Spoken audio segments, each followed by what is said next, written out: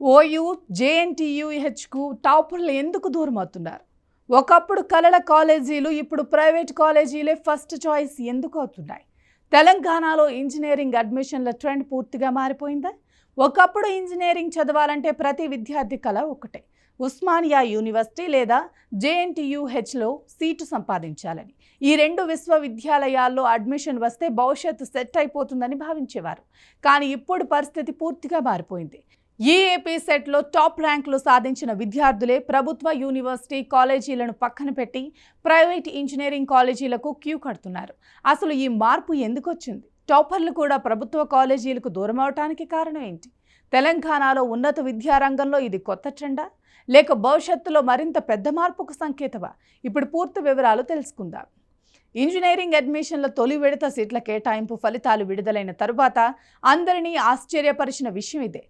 EAP set 2026లో అత్యుత్తమ ర్యాంకులు సాధించిన విద్యార్థుల్లో చాలామంది ప్రభుత్వ యూనివర్సిటీ కాలేజీల కంటే ప్రముఖ ప్రైవేట్ ఇంజనీరింగ్ కాలేజీలను ఎంచుకున్నారు. ఇది కేవలం కొంతమంది విద్యార్థుల నిర్ణయం కాదు, గణాంకాలు కూడా ఇదే విషయాన్ని స్పష్టం చేస్తున్నాయి. ఒకప్పుడు టాప్ 100 ర్యాంకుల్లో ఉన్నవారు యూనివర్సిటీ కాలేజీల కోసం పోటీ పడేవారు. కానీ ఇప్పుడు అదే టాపర్లు ప్రైవేట్ క్యాంపస్ల వైపు మొగ్గు చూపటం విద్యారంగంలో పెద్ద చర్చకు దారితీస్తోంది. ఈసారి ఈఏపీ సెట్లో ప్రథమ ర్యాంక్ సాధించిన రిషి కూడా ప్రభుత్వ యూనివర్సిటీ కాకుండా ఒక ప్రముఖ ప్రైవేట్ ఇంజనీరింగ్ కళాశాలను ఎంచుకోవటం అందరి దృష్టిని ఆకర్షించింది. ఎందుకంటే సాధారణంగా మొదటి ర్యాంకర్ ఏ కాలేజీ ఎంచుకుంటే తరువాతి సంవత్సరాల్లో అదే ట్రెండ్గా మారే అవకాశం ఉంటుంది.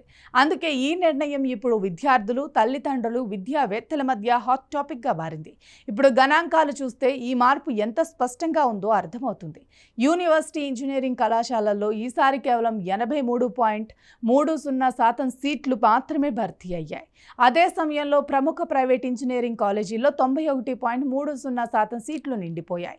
అంటే విద్యార్థుల మొదటి ప్రాధాన్యం ఇప్పుడు ప్రభుత్వ విశ్వవిద్యాలయాల కంటే ప్రైవేట్ సంస్థలకే మారిందని ఈ సంఖ్యలు చెబుతున్నాయి. 1000లోపు ర్యాంకులు సాధించిన 196 మంది విద్యార్థులకు తొలి విడతలో సీట్లు కేటాయించగా వారిలో 80 మందికి పైగా మాత్రమే జేఎన్టీయూహెచ్లో ప్రవేశాలు పొందారు. ఉస్మానియా యూనివర్సిటీలో దాదాపు 10 మంది మాత్రమే చేరనున్నారు. మిగతా టాప్ ర్యాంకర్లు అందరూ ప్రైవేట్ ఇంజనీరింగ్ కళాశాలలను ఎంచుకోవటం ఇప్పుడు అందరినీ ఆశ్చర్యపరుస్తుంది.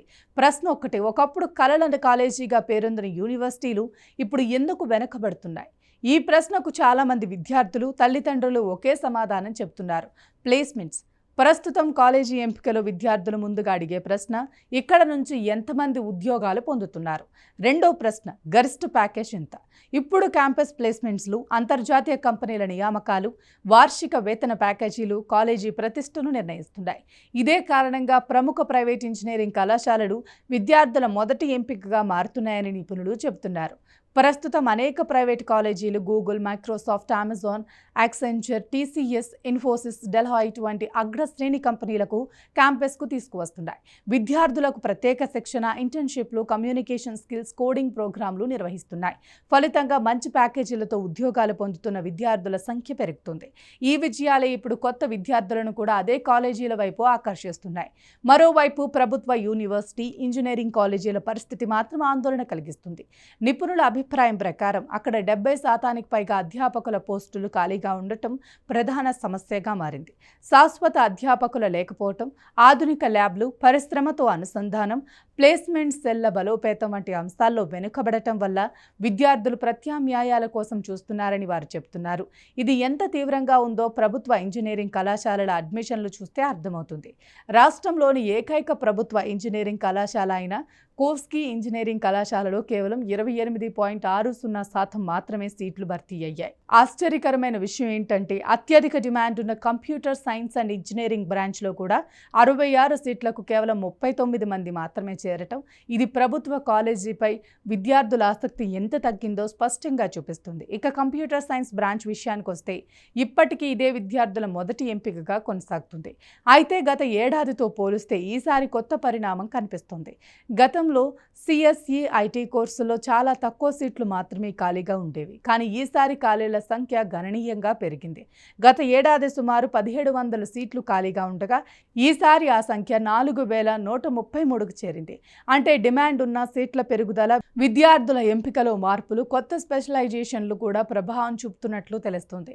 మరో ఆసక్తికరమైన విషయం ఏంటంటే ఈసీఈ, ఈఈఈ వంటి సాంప్రదాయ కోర్ బ్రాంచ్లలో అడ్మిషన్లు స్వల్పంగా తగ్గాయి. కానీ చాలా కాలంగా డిమాండ్ తగ్గిన సివిల్, మెకానికల్ ఇంజనీరింగ్లో మాత్రం కొంత పెరుగుదల కనిపించడం కొత్త సంకేతంగా భావిస్తున్నారు. భారీ మౌలిక వస్తువుల ప్రాజెక్టులు, తయారీ రంగం, సెమీ కండక్టర్ పరిశ్రమలు, రక్షణ రంగంలో అవకాశాలు పెరుగుతున్న నేపథ్యంలో కోర్ బ్రాంచ్లపై మళ్లీ ఆసక్తి పెరుగుతుందని నిపుణులు విశ్లేషిస్తున్నారు. అయితే ఇక్కడ విద్యార్థులు ఒక విషయం తప్పకుండా గుర్తుంచుకోవాలి. ప్రతి ప్రైవేట్ కాలేజ్ ఒకేలా ఉండదు. ప్రతి ప్రభుత్వ కాలేజ్ కూడా ఒకే స్థాయిలో ఉండదు. కేవలం ప్రకటనలు చూసి లేదా పేరును బట్టి కాలేజ్ ఎంచుకోవటం సరైన నిర్ణయం కాదు.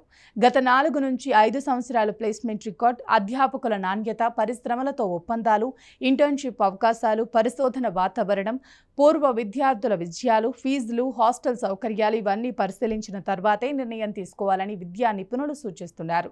మొత్తానికి ఈఏపీసెట్ 2026 తొలి విడత అడ్మిషన్లు తెలంగాణ ఉన్నత విద్యా రంగంలో ఒక స్పష్టమైన సందేశాన్ని ఇచ్చాయి. విద్యార్థులు ఇప్పుడు కేవలం బ్రాండ్ నేమ్ కోసం కాదు, భవిష్యత్తులో ఉద్యోగం, మంచి వేతనం, పరిశ్రమలతో అనుసంధానం, నైపుణ్యాభివృద్ధి వంటి అంశాల ఆధారంగా కాలేజీని ఎంచుకుంటున్నారు. ఈ మారుతున్న ట్రెండ్ ప్రభుత్వ, యూనివర్సిటీ కాలేజీలకు ఒక పెద్ద హెచ్చరికగా మారింది.